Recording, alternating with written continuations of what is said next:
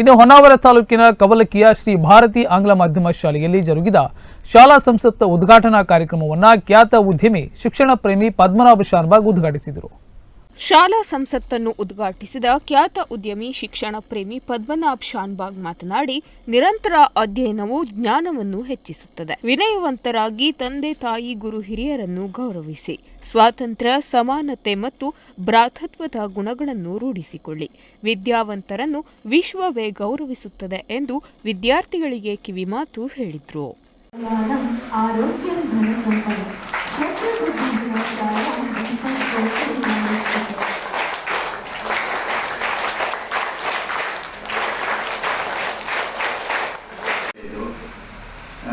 ದೇಶಗಳಲ್ಲಿ ಹೋಗಿ ಕೆಲಸ ಮಾಡುವ ಒಂದು ಸುಸಂಧಿ ಸಿಕ್ಕಿತ್ತು.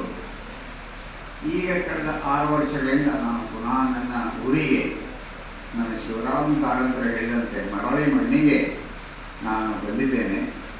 ಮತ್ತು ನಮ್ಮ ಕಾಸರಗೋಡಿನ ಒಂದು ಥರದ ವಿಶಿಷ್ಟ ಪ್ರೀತಿಯ ಮೇಲೆ ನನ್ನ ಜೀವನದ ಎಲ್ಲ ಪುಂಜಿಯನ್ನು ಅಲ್ಲಿ ನಾನು ಇನ್ವೆಸ್ಟ್ ಮಾಡಿದ್ದೇನೆ.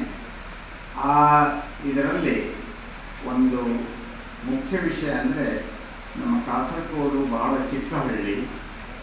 ಅದಕ್ಕಾಗಿ ಅಲ್ಲಿ ಏನು ಮೊದಲು ತುಂಬ ಟೈಲ್ ಫ್ಯಾಕ್ಟ್ರಿ ಅದು ಇದು ಎಲ್ಲ ಇಟ್ಟಿದ್ದು, ಅವೆಲ್ಲ ಬಂದಾಗ್ಬಿಟ್ಟಿವೆ.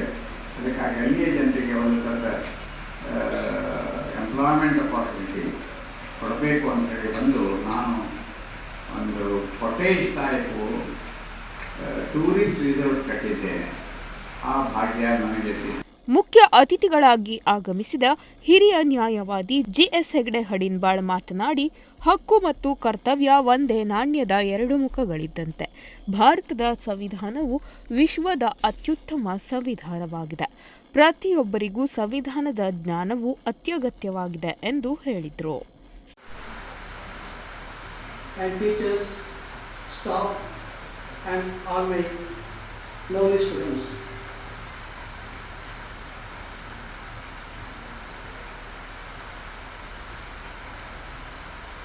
Some days ago, we have seen the same function of the oath ceremony in our Parliament also. Recently elected all members of our Parliament have taken the oath to protect the nation, culture, and to do their duties as per the Constitution. Now, we are here because of our institution of the constitutional rights and liabilities. So,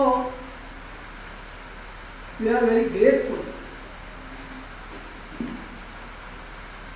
ಈ ವೇಳೆ ಶಾಲಾ ಸಂಸತ್ಗೆ ನೂತನವಾಗಿ ಆಯ್ಕೆಯಾದ ಪ್ರತಿನಿಧಿಗಳಿಗೆ ಶಿಕ್ಷಕ ಶಂಕರ್ ಶಿಂಗೆ ಅವರು ಪ್ರತಿಜ್ಞಾ ವಿಧಿ ಬೋಧಿಸಿದರು. ಶ್ರೀ ಭಾರತಿ ಆಂಗ್ಲ ಮಾಧ್ಯಮ ಶಾಲೆಯ ವತಿಯಿಂದ ಪದ್ಮನಾಭ್ ಶಾನ್ಭಾಗ್ ಅವರನ್ನು ಸನ್ಮಾನಿಸಿ ಗೌರವಿಸಲಾಯಿತು. ಈ ವೇಳೆ ಸಂಸ್ಥೆಯ ಗೌರವಾಧ್ಯಕ್ಷ ವಿಜಿ ಹೆಗಡೆ ಗುಡ್ಗೆ, ಆಡಳಿತಾಧಿಕಾರಿ ಎಂಎಸ್ ಹೆಗಡೆ ಗುಣವಂತೆ, ಮುಖ್ಯ ಶಿಕ್ಷಕಿ ವಲೈಟ್ ಫರ್ನಾಂಡಿಸ್ ಹಾಗೂ ಶಾಲಾ ಸಂಸತ್ ಪ್ರತಿನಿಧಿಗಳು ಶಿಕ್ಷಕಿ ಕೀರ್ತಿ ನಾಯ್ಕ್, ರೇಷ್ಮಾ ಜೋಗಲೇಕರ್, ಅಂಜನಾ ಶೆಟ್ಟಿ, ದಿವ್ಯಾ ಡಿಸೋಜಾ ಕಾರ್ಯಕ್ರಮದಲ್ಲಿ ಭಾಗಿಯಾಗಿದ್ದರು.